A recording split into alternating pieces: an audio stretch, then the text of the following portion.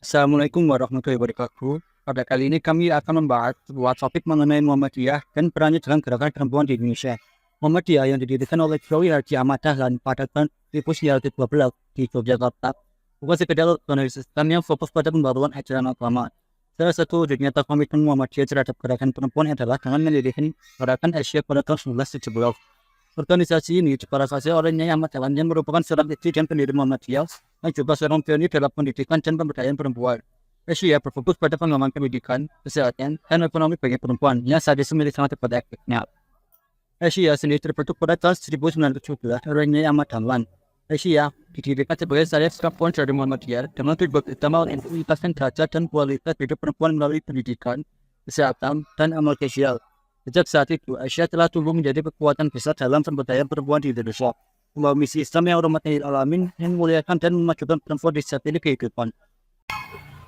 Untuk landasan teologisnya, Aisyah didirikan dengan landasan yang kuat dalam ajaran Islam, yang menempatkan perempuan sebagai bagian integral dan masyarakat, dengan mengambil prinsip amar ma'ruf nahi munkar, di mana mengajak kepada kebaikan dan mencegah kemungkaran, menjadi pijakan bagi setiap langkah Aisyah dalam memberdayakan perempuan.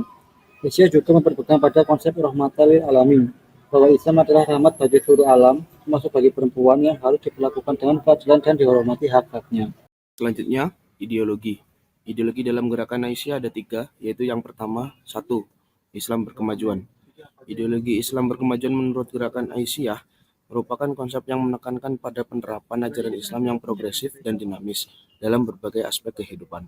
Aisyah, sebagai organisasi otonom perempuan di bawah Muhammadiyah, membawa misi untuk mengembangkan Islam yang adaptif terhadap perkembangan zaman, sambil tetap berpegang teguh pada prinsip-prinsip agama. Terdapat beberapa poin utama mengenai ideologi Islam berkemajuan menurut Aisyah. 1. Emansipasi perempuan dalam Islam. 2. Pendidikan sebagai pilar utama. 3. Keadilan gender. 4. Pemberdayaan ekonomi. 5. Kesehatan dan kesejahteraan. 6. Partisipasi dalam kebijakan publik. Selanjutnya, ideologi yang kedua, yaitu kesetaraan gender dalam Islam. Dalam hal ini, gerakan Aisyah sebagai sayap perempuan Muhammadiyah memiliki pandangan yang sangat progresif. Kesetaraan gender menurut Aisyah didasarkan pada prinsip-prinsip Islam yang mendorong keadilan, kemanusiaan, dan penghormatan terhadap hak-hak perempuan, tanpa mengabaikan nilai-nilai peran khusus yang diberikan kepada laki-laki dan perempuan. Ideologi yang ketiga yaitu amal dan sosial. Dalam konteks ideologi, amal dan sosial dalam gerakan Aisyah sangat berakar pada prinsip-prinsip Islam yang mengedepankan kebaikan, keadilan, dan kesejahteraan masyarakat. Amal sosial menurut Aisyah bukan hanya sekedar aktivitas filantropi, tetapi juga merupakan upaya sistematis untuk memberdayakan masyarakat dan mewujudkan keadilan sosial. Terdapat 8 prinsip utama ideologi amal sosial di dalam Aisyah. 1.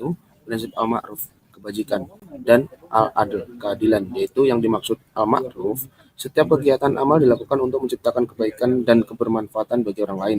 Dan al-adl atau keadilan yaitu Aisyah berusaha untuk mengurangi ketimpangan sosial dan ekonomi di masyarakat. Yang kedua, pemberdayaan perempuan. Prinsip yang ketiga, pendidikan dan pelayanan sosial. Keempat, kesehatan dan kesejahteraan. Kelima, pengentasan kemiskinan. Keenam, kesalahan sosial.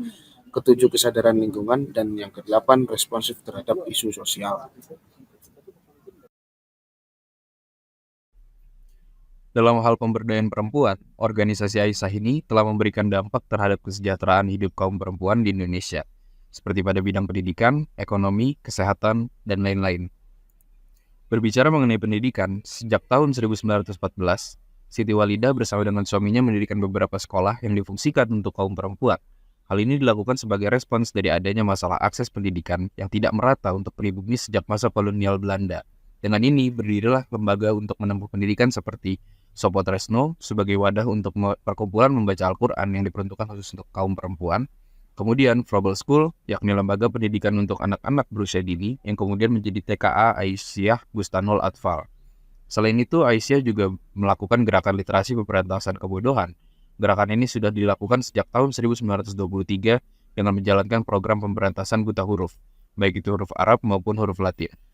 Berawal dari mendirikan sekolah dasar, guna memberikan kesempatan kepada kaum perempuan untuk menempuh pendidikan, kini Aisyah juga mengelola sekolah-sekolah untuk anak berkebutuhan khusus dan bahkan perguruan tinggi yang terdapat di beberapa kota di Indonesia.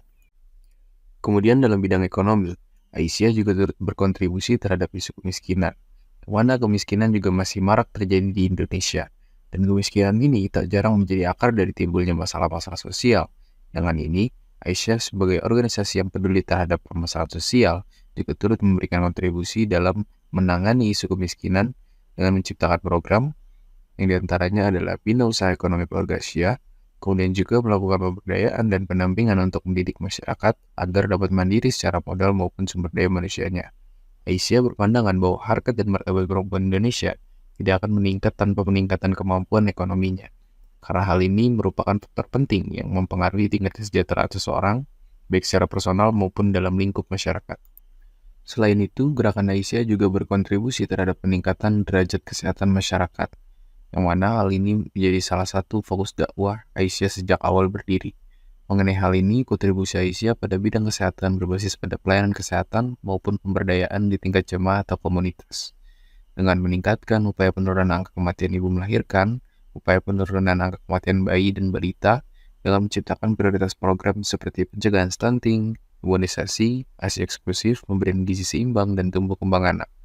Adapun untuk meningkatkan layanan kesehatan, Aisyah kini mengelola dan mengembangkan amal usaha kesehatan sebanyak 20 rumah sakit umum dan 50 klinik yang tersebar di seluruh Indonesia.